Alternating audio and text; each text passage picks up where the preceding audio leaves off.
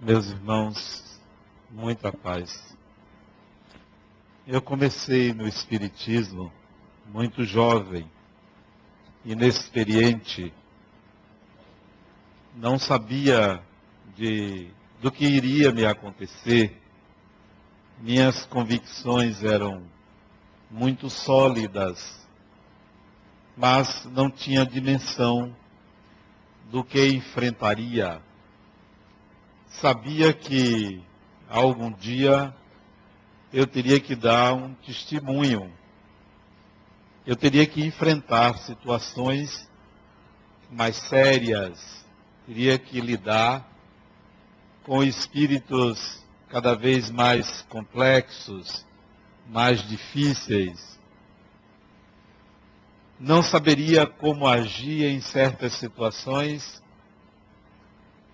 que lia nos livros e que ouvia falar, que acontecia nas reuniões mediúnicas, nas obsessões. Mas, de alguma forma, inconscientemente, eu me preparava para o que viesse. Nunca tive dúvidas quanto à existência dos espíritos, nunca foi para mim algo que eu titubeasse, mas sentia o peso da inexperiência.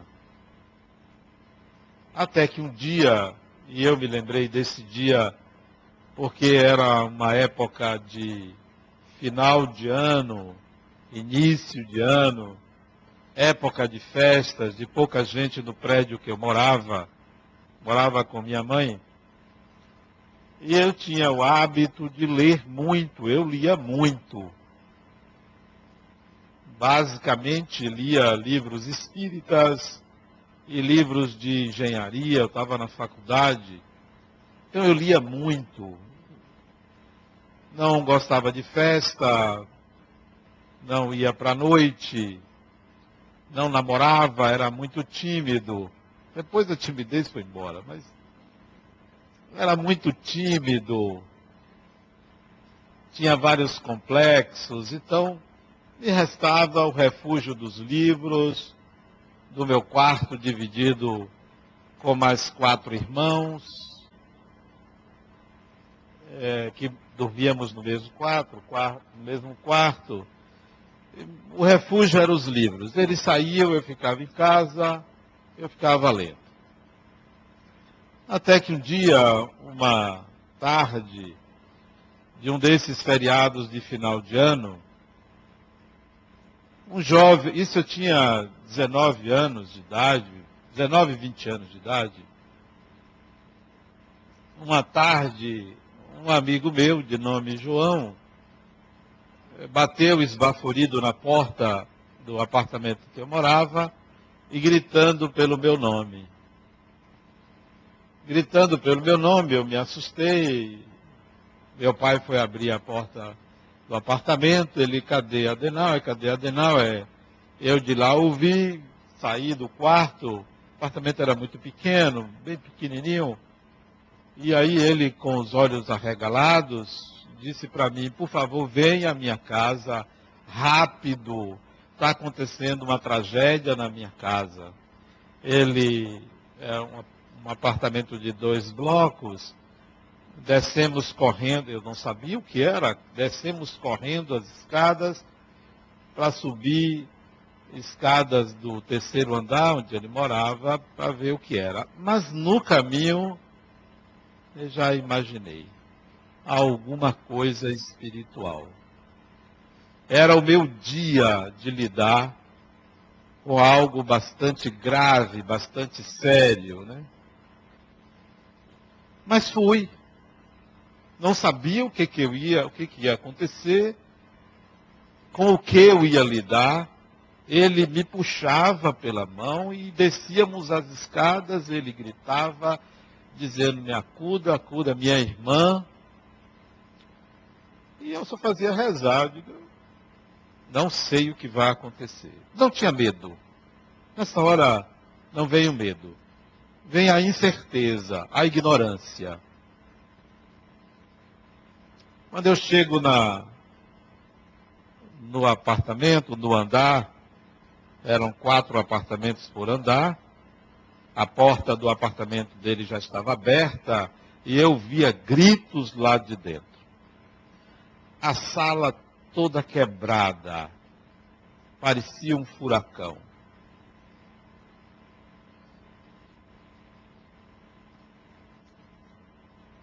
Ele me puxa para o primeiro quarto, apartamento de 2 quartos, para o primeiro quarto. Quando eu chego na porta do quarto, um quarto pequeno, 2 camas de solteiro, mas as camas estavam, uma delas com o estrado quebrado, e entre as camas uma jovem, devia ter seus 17, 18 anos, sendo segurada por 4 homens, segurando ela, e ela gritava e se contorcia toda, estava mediunizada, tomada por uma entidade espiritual. E da porta do quarto, eu vi aquela cena, parecendo um filme de terror, e eu disse logo, largue ela. Eles não quiseram largar, largue a moça, por favor. Perguntei o nome dela, eu a conhecia, mas eu não me lembrava do nome dela. Perguntei o nome dela, o irmão me disse, e eu me aproximei, eles foram largando, eu me aproximei dela e disse, fulana. Ela olhou para mim, começou a chorar e desmaiou. Esperei um pouco, ela voltou a si, perguntou o que tinha acontecido. Não toquei nela, e ninguém mais tocou nela. Voltou a si, perguntou o que tinha acontecido, e eu falei para ela que ela foi tomada por um espírito. Ela, não é possível. Eu disse, pois é, olha o que aconteceu, e mostrei para ela o quarto como estava. Falei para a família que se tratava de um caso de obsessão espiritual, que ela precisava de tratamento. Enfim, foi a primeira experiência de contato com uma pessoa obsidiada, fora de um ambiente espírita, em que eu não tinha a menor ideia do que estava acontecendo do outro lado, nem o que deveria fazer. Apenas obedecer à intuição. Largue a moça. Tudo voltou à normalidade, orientei a família, mas ela não se estabilizou. Posteriormente, ela teve outro surto, outra obsessão. Soube depois que ela foi internada numa instituição psiquiátrica, não sei o destino dela.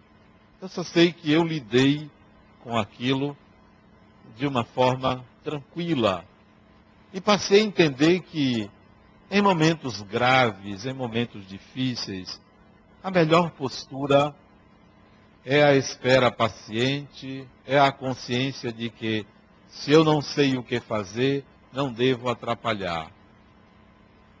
Não devo me desesperar, não devo tomar nenhuma atitude que não me seja lógica, razoável, bom senso. Ali foi uma espécie de batismo para mim, espécie de tomada de consciência de que é possível fazer alguma coisa quando a ignorância humana em relação ao espiritual está presente. E a melhor coisa a fazer é a oração, é a tranquilidade, é o não ter medo do espiritual, porque o medo cega, dificulta, inviabiliza, impossibilita um auxílio mais efetivo. E assim, a minha jornada de iniciante no Espiritismo seguia como estudante da doutrina. Mas eu sabia que existiriam outras oportunidades, outras possibilidades. Me lembro de uma delas, foi na localidade de Bom Jesus dos Pobres, aqui perto, no fundo da Baía de Todos os Santos. Eu também tinha essa idade, 19, 20 anos, e fui para lá com um grupo de amigos, né? E resolvemos fazer uma reunião mediúnica para conversar com os espíritos. Não tem gente que vai para barzinho? A gente ia de noite fazer o quê? Vamos conversar com os espíritos, né? Não tem gente que gosta de ler todo tipo de notícia? Então vamos pegar um livro aí de André Luiz, vamos dar uma lida, vamos dar uma estudada. Então, o hobby, o que fazer, era mais ou menos assim, né? Não tinha grandes interesses nas coisas fúteis, vulgares. O nosso interesse, isso a minha juventude, os meus amigos, era o espiritual. Nós queríamos descobrir, conhecer, porque o mais aconteceria a qualquer tempo. E eu me lembro até que nessa época, isso era um lugar de veraneio, eu era muito tímido. E numa dessas reuniões de estudo, tinha muita menina, né? Muita jovem. E eu fui dar passe numa garota que estava de biquíni. Quem disse que eu consegui dar passe? Eu não sabia para onde olhava. Se eu olhava para as pernas dela, se eu fechava os olhos, mas parecia que o olho não queria fechar. Era um negócio impressionante. Eu queria que ele fechasse, mas ele queria ficar aberto. Era uma luta muito grande. Eu digo, sabe de uma coisa? Isso eu falando com um amigo nosso, André. André, não dá certo não. Dê passe dela. Porque eu não aguento. São coisas que a juventude não consegue suportar. E eu depois, eu a encontrei, contei isso a ela. Falando, você não sabe como você me desconcertava quando eu ia dar passe. Falei até para o marido dela, olha, ela, depois que ela casou, ela morava até em uma cidade chamada Ipirá. Eu falei até para o marido dela, sua mulher me desconcertava quando era jovem, porque eu não sabia para onde olhava quando eu dava passe dela. Isso coisas da juventude. Pois bem, numa dessas, nós fomos fazer uma reunião mediúnica lá, em Bom Jesus dos Pobres, perto de Cabo Sul, se eu não me engano, esse é o nome da cidadezinha. Cabo Sul, né? Era à noite, né? As pessoas lá nas festas de fim de ano, e a gente nas reuniões mediúnicas, na praia de noite. Sentava assim, noite de lua, vamos fazer uma reunião mediúnica, a gente conversava com os espíritos, e um espírito muito consciente da nossa responsabilidade espiritual, dizia assim, ó, não se preocupem muito não, porque vocês ainda vão ter muito trabalho pela frente. E ele queria dizer, ó, vocês ainda vão fazer muita coisa no espiritismo. E isso foi fato para quase todo mundo que estava ali. Essas eram as ocupações de um jovem iniciante de espiritismo. É como se existisse um radar. Tudo que fosse espiritual me interessava. Não que as outras coisas não fossem interessantes, mas o mais importante, o foco de atenção, era outro. Era outro completamente diferente. Descobrir o que a juventude queria era algo que a gente já sabia o que é que tinha por detrás. Nós queríamos coisas muito mais relevantes. Até que, mais tarde, já depois de ter fundado um centro espírita, aqui em Patamares, o Joana de Ângeles, uma mulher me procurou. Nova responsabilidade. Pessoas me procurando para falar do espiritual. Eu entendia isso como responsabilidade. Ela chegou para mim e disse, eu devia ter, acho que naquela época, uns 40 anos, ou um pouquinho menos. Ela chegou para mim e disse, olha, eu sou uma mulher muito rica. Sou uma mulher saudável. Sou casada, muito bem casada. Amo meu marido, tenho 3 filhos. 3 filhos. Como você está vendo, sou uma mulher bonita. Mas eu não sou feliz. Por que eu não sou feliz? Eu tenho tudo, nada me falta. Mas eu não sou feliz. É aí onde entra, digo eu a vocês, o espiritual. A vida sem o espiritual torna-se pueril, simples demais, fácil demais. Quem complica é o espírito atrasado. Porque a vida sem o espiritual é muito fácil. Trabalhe, ganhe um dinheirozinho, viva mais ou menos,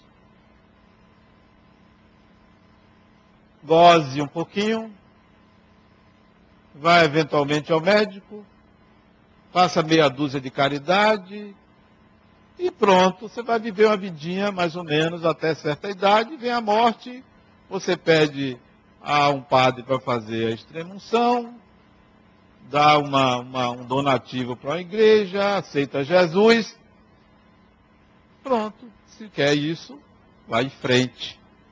Mas, para um espírito mais exigente consigo mesmo, não, está vendo que isso não é assim. Isso é muito pobre. Então, ela disse, mas eu não sou feliz.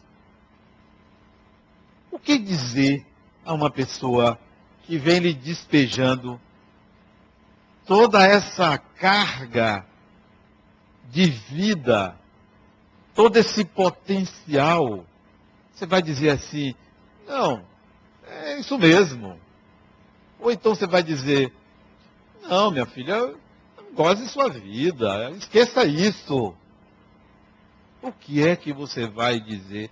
É aí onde entra a responsabilidade do espiritismo. Tem que oferecer alguma coisa diferente do que simplesmente fazer com que as pessoas se sintam bem. Arranjem um emprego, arranjem uma mulher, um marido, cure uma doença. É muito mais do que isso. Isso é pobreza, isso é atraso nosso ao querer só isso. Então, ela estava ali querendo o algo mais. O algo mais. Foi no corredor do centro que ela me interpelou. Foi no corredor, me parou, me disse isso. É muita responsabilidade você servir a Deus. É muita responsabilidade. Porque para servir a Deus, você tem que servir as pessoas. Tem que servir as pessoas. Servir a Deus não é desprezar as pessoas. É servir as pessoas para que elas enxerguem a Deus. Eu me lembro de ter dito a ela, não sei se foi minha filha, minha senhora, eu nem me lembro a expressão com que a tratei, mas eu disse, está faltando o espiritual na sua vida. Mas o espiritual não é a religião. Nem sempre a religião nos conduz ao espiritual. O espiritual é espiritualidade. É uma perspectiva, uma visão espiritual de mundo, de existência, de objetivos. Não, não é uma religião. Fosse assim, as religiões resolveriam o problema das pessoas. Não resolvem, elas encaminham. Falta espiritualidade, falta autopercepção de ser espírito. E como falta isso? Um ano se passou e a gente faz várias promessas, planos, mas cadê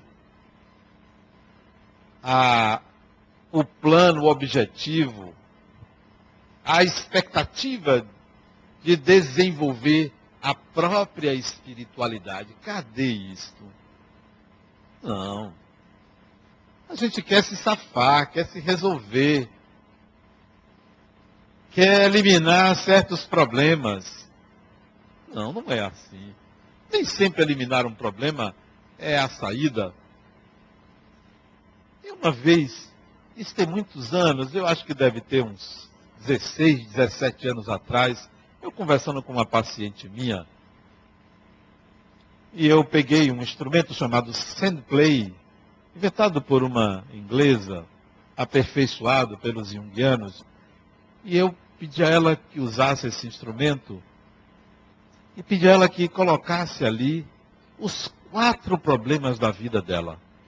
Coloque aqui, os 4 problemas. Ela colocou um, depois colocou o outro em miniaturas, representando o problema. Colocou o outro, colocou outro. 4. Quanto tempo você vai levar para resolver este problema? Ela disse, esse problema, eu acho que dentro de 2 anos eu resolvo. Ok. Quanto tempo você vai levar para resolver esse problema? Ah, esse aí, 6 meses eu resolvo. E esse daqui, 1 mês. Esse daqui, 1 ano e meio. É? Que dia é hoje? Perguntei eu a ela. Eu não me lembro a data, mas digamos que fosse hoje. 3 de janeiro de 2013. Daqui a 2 anos, 3 de janeiro de 2015, esses 4 problemas estarão resolvidos? Sim. Então vamos imaginar que hoje é 3 de janeiro de 2015. Quem é você? Está resolvido esses problemas. Quem é você? Ela desabou a chorar, porque não existia sem os problemas. Não era possível sobreviver sem eles, como muitos de nós não conseguimos nos enxergar sem o conflito, sem a dialética, sem a oposição.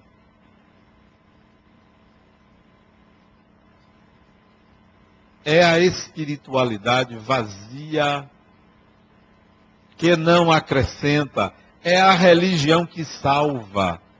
E, epa, aproveite. 2013 é igual a 2014, igual a 2015, igual a 3000, porque o tempo é mero ciclo referencial de um sistema solar. É mero ciclo. Porque para o espírito, o tempo é o presente.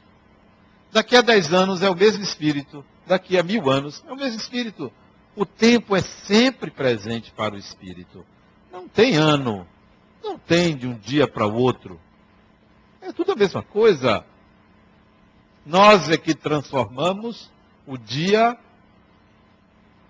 na sua alegria, na sua tristeza, ou o que quer que seja que queremos com aquele dia. O tempo é sempre presente. Então, o que é que você vai fazer? Como é que você vai resolver o seu eterno presente? Eterno presente. O outro saiu daqui, eu fiz uma palestra, ele aí bateu nas minhas costas, ali na saída. Não foi dia de quinta-feira não, porque o pessoal de quinta-feira é diferente. Foi outro dia. Não vou dizer o dia. É um dia que tem muito perturbado, mas aí eu fiz a palestra, saí ali, ele bate no meu ombro. Eu olhei, ele disse, olha, você está me vendo pela primeira e última vez que eu vou me matar. Ele falou sério. Eu disse, não, rapaz, você não vai se matar porque não adianta. Você vai morrer e vai continuar sendo quem você é. Ele disse, não, mas eu não acredito nisso. Eu disse, não tem negócio de crença, não. Você vai ver, você não quer se matar? Você vai ver. Se você se matar hoje, amanhã você vai estar aqui. dizendo assim, você tinha razão. Isso tem, sabe quanto tempo? Isso foi, acho que agosto do ano passado. Agosto do ano passado. Ele disse, olha, faça o seguinte. E aí ele me parou, eu fiquei conversando com ele, uma quarta-feira. Acabei dizendo o dia, ó. É que tem muito perturbado na quarta-feira. Tem alguém aqui que vem na quarta? Realmente vem muito acompanhado, né? Aí, ficamos conversando. Eu disse, olha, faz o seguinte, não se mate agora não. Deixa para se matar outro dia. Vem amanhã. Eu faço palestra amanhã aqui. Vem amanhã que a gente conversa. Tem mais tempo, então. Ele olhou assim para mim e disse, não, se mate hoje não. Amanhã.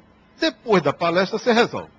Se você se mata ou não se mata. Aí, ele tá certo. Aí eu fui embora. Quando chegou no dia seguinte, olha ele. Deixa eu ver se ele está aqui. Tá não. Então eu posso falar, porque ele não está aqui, eu posso falar. Aí, olha ele assistindo a palestra, eu falei. Aí terminou a palestra, ele veio. Aliás, hoje eu não vou poder conversar com ninguém. Porque eu vou sair daqui, eu vou para o mundo. Né? Eu tenho um compromisso social depois, que sozinho. Nem minha esposa vai, eu vou sair sozinho hoje, de noite. Nem me pergunte para onde eu vou. Eu vou sair daqui direto. Aí veja, ele veio conversar comigo. Ele disse, olha, a sua palestra me deu mais vontade de me matar. Porque ele disse, você falou do mundo espiritual. Se é assim, eu vou. Eu disse, não, rapaz, você não vai, não. Aí eu passei eu disse, não faça isso. Conversei com ele, conversei. Ele disse, volte na semana que vem. Ele disse, semana que vem eu não aguento. Eu estou para me matar. E me contou a vida dele, coitado. Eu disse, rapaz, você tem muita razão para se matar. Tem muita razão, porque você é um desastre. Olha quanta coisa você me contou de você. Você é um desastre, rapaz. Mas tem jeito para tudo. Você vai ver que você vai resolver tudo isso aí, devendo horrores. A dívida dele chega assim à casa dos milhões. Pessoal, dívida pessoal. Perto de 10 milhões. Cheio de, como é que chama? Pensão alimentícia. Ele tinha um bocado de pensão alimentícia para pagar. Veja que sujeito complicado, né? Porque um homem ter uma pensão alimentícia, vai lá, mas umas 3 ou 4 é complicado. Eu não vou dizer uma... É burro, é burrice. Não é? Aí, conversei, vamos lá. Essa semana ele me ligou. Isso foi ano passado, agosto. Essa semana ele me ligou, que ele não se matou, né? Essa semana ele me ligou. Rapaz, como é que eu faço para lhe pagar? Você não me deve nada. Eu estou muito bem. Estou devendo ainda. Mas eu estou muito bem porque estou ganhando dinheiro. Consegui reduzir as pensões. Só pago uma, as outras, tirei. Era cheio de quenga pendurada nele. Tudo tem solução. Tudo tem solução. Não consegue viver sem conflito. Não consegue viver sem... Falta espiritualidade. Falta percepção de que é um espírito, que há um eterno presente, que não se sai desse presente, que a melhor coisa da vida é administrar o momento presente. Administrar o momento presente significa não gerar ansiedade. Não gerar ansiedade. O ansioso vive no futuro, não vive o presente. Esse momento. Não, você não tem que fazer promessas para 2014 que você não tem, 2013 que você não tem capacidade de fazer. Faça projetos exequíveis. Tenha a competência de gastar sua energia psíquica em projetos que você possa realizar. Você tem tempo.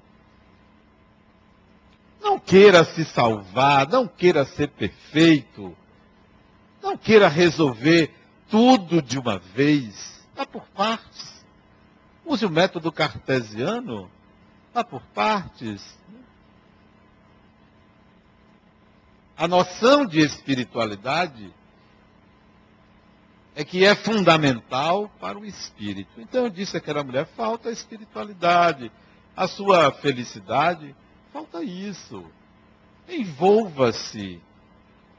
Não, mas eu só posso vir tal dia da semana. Isso não é um dia na semana, isso é um eterno presente. Isso não é o centro espírita, nem é a igreja, nem é um livro. Isso é você, 24 horas, full time, porque só você sabe o que se passa dentro de você. Graças a Deus. Imagine se as pessoas sabem quem você é. É um desastre. Tem gente aqui que se abrir a boca para dizer o que é, na intimidade, não fica ninguém. Não fica ninguém.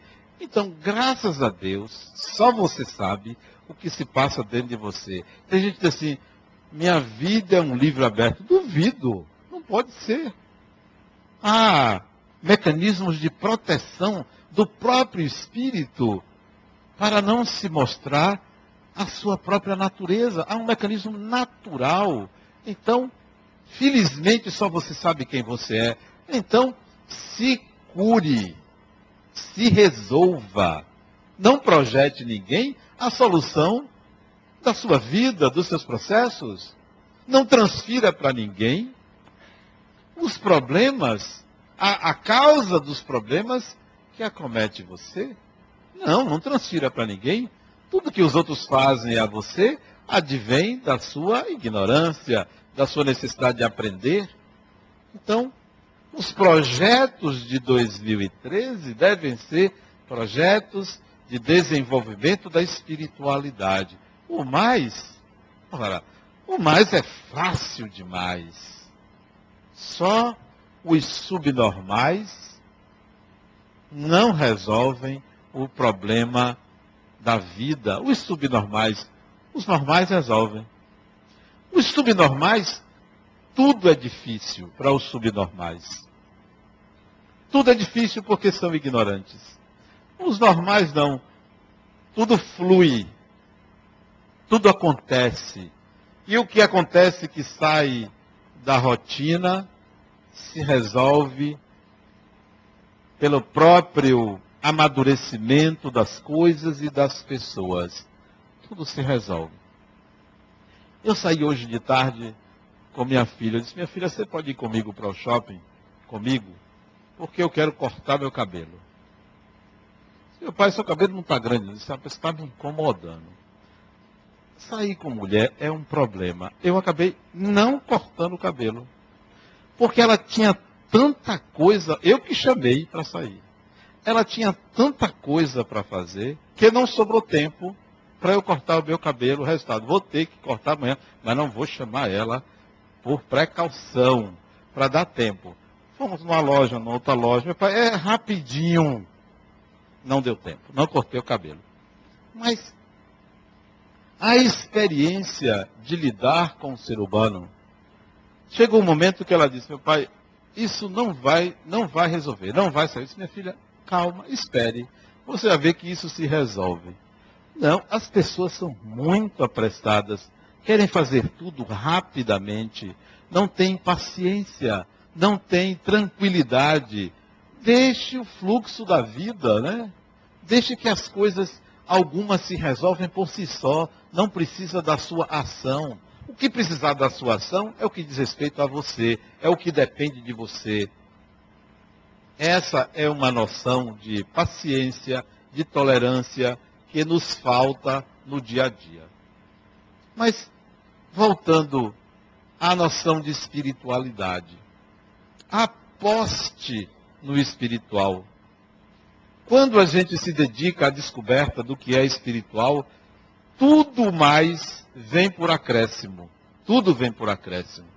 Se você se dedica ao desenvolvimento da espiritualidade, a própria vida encaminha para você o que lhe falta, o que você precisa, as pessoas adequadas no seu caminho, as lições são menos dolorosas, ou aliás, não são dolorosas, porque você faz buscas espirituais. Os testemunhos são mais simples de serem vividos. E naquela época dos testemunhos, eu me lembro do testemunho com minha mãe. Minha mãe foi uma mulher espetacular, apaixonante. Mandava nos filhos, no meu pai, em todo mundo que aparecesse ela mandava. Baixinha e sergipana. Olha, duas características que juntas formam uma bomba atômica. Eu ia para o centro todo dia. Todo dia não, segunda, quarta e sexta, sábado e domingo. Só não ia ter quinta porque não tinha atividade no centro. Porque se tivesse eu ia também. Ia para o centro, ia para a faculdade, ia para o trabalho. Centro, trabalho, faculdade, faculdade, centro, trabalho. Era assim. O dia todo, né? Aí, minha mãe preocupada comigo. Eu também não conversava muito sobre espiritismo, porque só eu era espírita. Eram 10 filhos, 9 problemas. Meu pai e minha mãe. Meu pai e minha mãe, 10 filhos, 9 problemas, e eu ali, na minha vidinha. Não conversava porque ninguém gostava, ninguém entendia de espiritismo, só era eu. Aí minha mãe um dia, preocupada com esse filho, que para ela era um problema, tranca-se no quarto comigo e diz assim, muito nervosa, quero conversar com você. Ave Maria, eu tinha medo de minha mãe. Tinha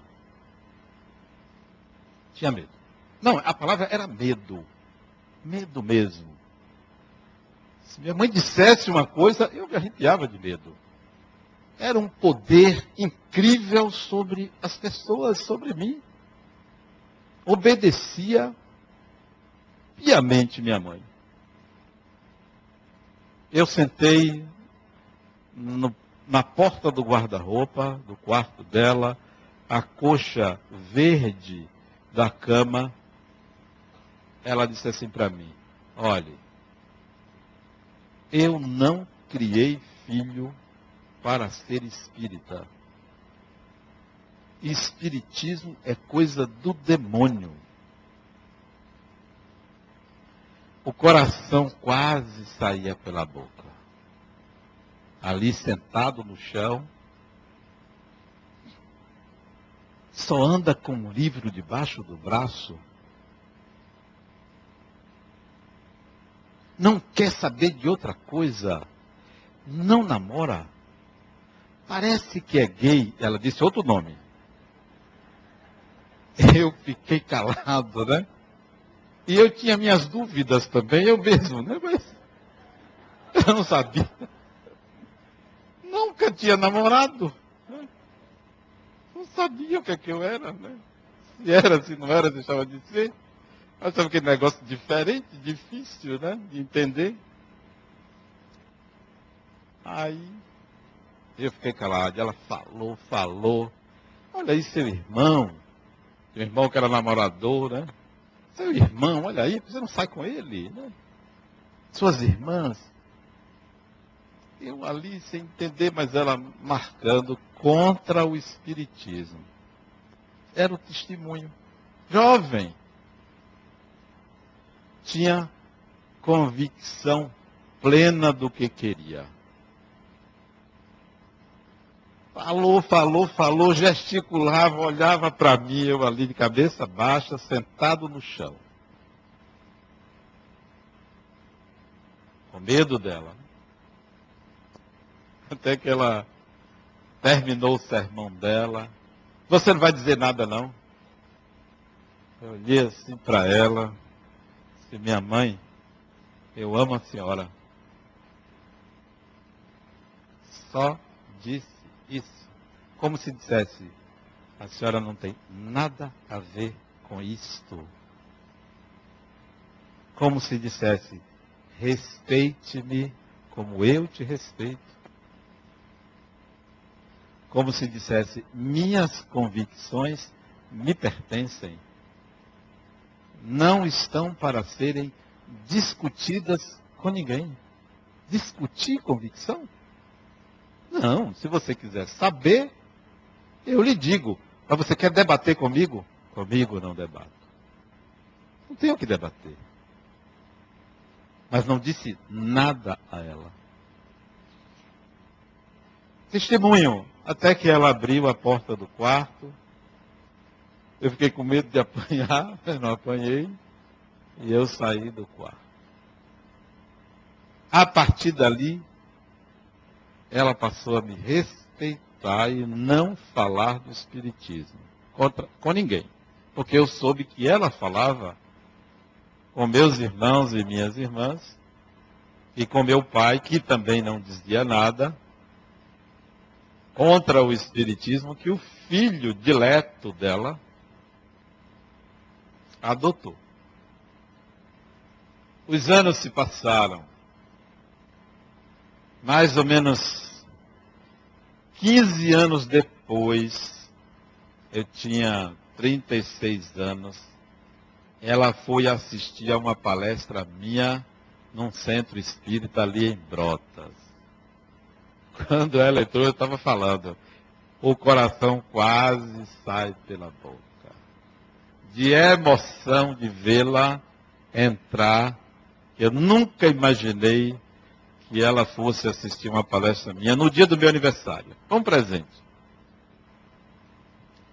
Você tem que ter as suas convicções. Elas não estão disponíveis para o ceticismo e a descrença dos outros.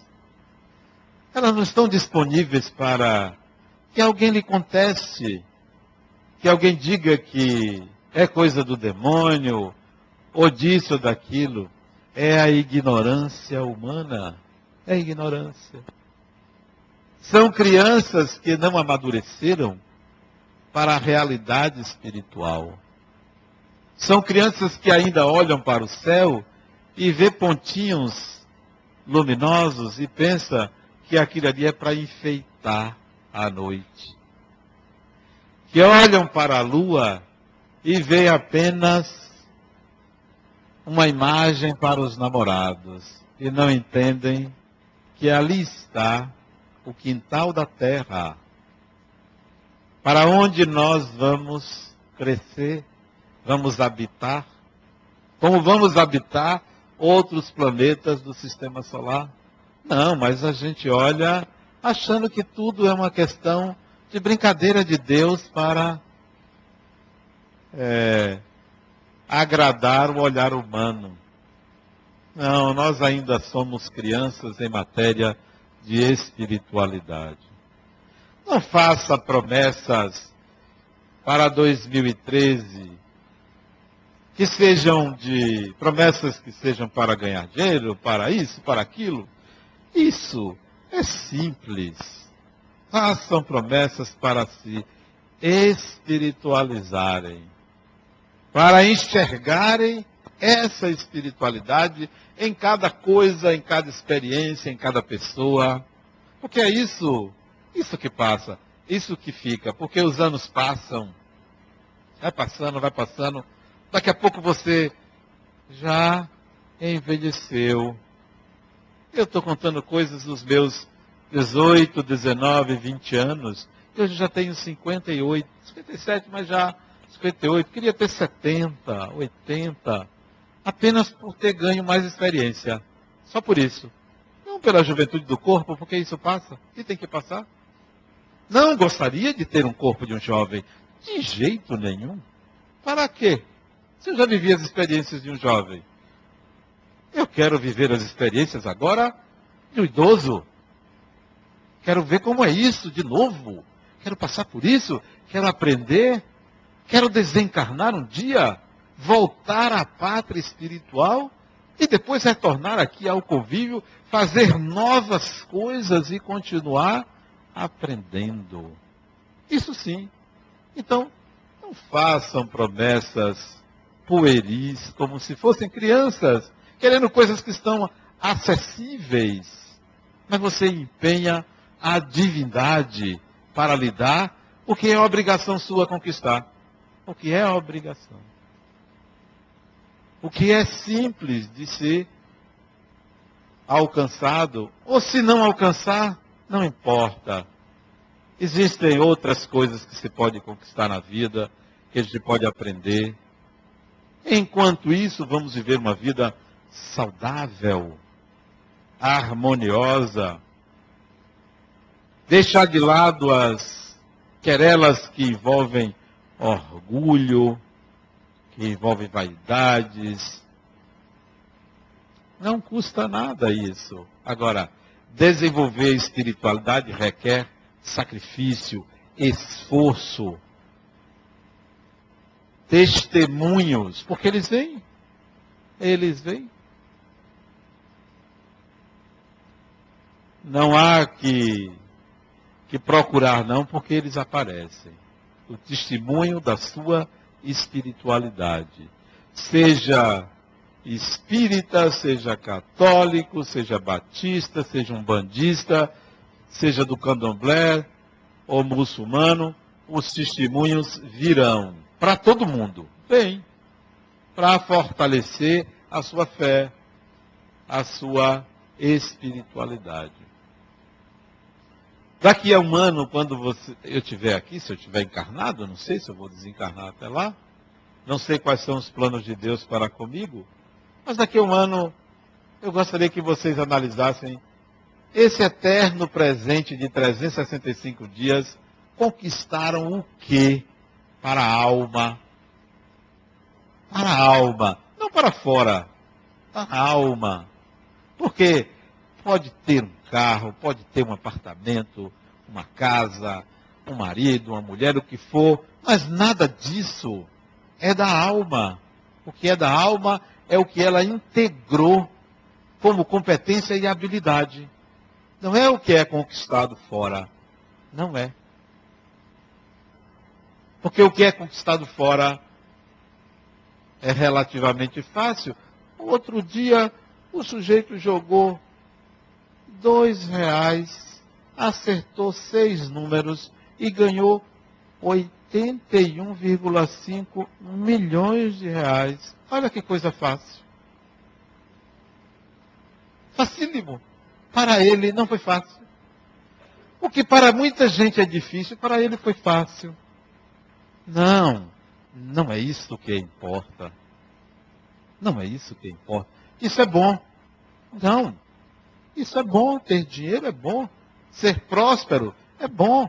Mas não esqueçam, são meios. São meios. Para que esse eterno presente seja a aquisição de habilidades e competências ad eterno, que sirva para sempre. Eu não quero coisas que sejam para aqui e agora, para sempre. Eu quero conquistar coisas para sempre. Portanto, ir ao shopping e não cortar o cabelo não traz qualquer inconveniente para mim. Eu posso fazer amanhã. Mas ver minha filha sorrindo me foi muito mais agradável. E ela ainda fez uma façanha, me botou para correr. Meu pai, você vai ter que correr. E é difícil dizer não, porque ela parece com minha mãe. É autoritária que é danada. Só não é sergipana, mas é baixinha. Puxou a avó. Ela me puxou para correr. Isso é gostoso quando você sai da rotina, quando você faz coisas diferentes, tudo para enriquecer a alma. Tudo para enriquecer a alma. Enriqueça a alma, porque aí a vida se torna mais simples, mais fácil, flui, há mais alegria, as dores são menores ou inexistem. Mas se você fica preocupado com a materialidade da vida, você vai penar, você vai sofrer. Invista no espiritual. Quando? Eu comecei cedo, por uma decisão espiritual anterior à encarnação. Anterior. Não foi agora. Não foi no começo, porque alguém me chamou e eu fui no centro espírita. Não. Já vim com a disposição de me dedicar ao espiritual. Dedique-se. Comece agora. Dê continuidade. Se não for possível conquistar o que você quer espiritualmente para essa encarnação, tem outras aí. É um eterno presente. Então, invista no espiritual, estude. Faça mais do que ser um adepto do espiritismo. Porque ser adepto do espiritismo está na moda. Está na moda. Você falar um pouquinho de espírito, de mediunidade. Ah, eu sinto uma coisa. Todo mundo sente uma coisa. Ah, Adenal, lá em casa queimou uma lâmpada. Será que é espírito? Não, criatura. A lâmpada tem vida útil, né? Não, mas, Adenal, eu pedi um sinal de Deus, eu vi um barulho. Olha, barulho tem a cidade toda. E até é muito barulhenta Salvador, né? Tem uma campanha aí para diminuir o número de decibéis, porque as pessoas abusam, né? Não, criatura. O espírito que você precisa enxergar é você. Você quer ver fora o que não está preparado ainda? Veja você, você é um espírito. Você é o grande milagre. É você. É a pessoa, né? Então tem gente que quer ver, mas não quer ver, né? Tem receio de ver, né? Não. Vamos investir no espiritual. Prometa-se 2013 ser o ano da sua espiritualidade. Muita paz.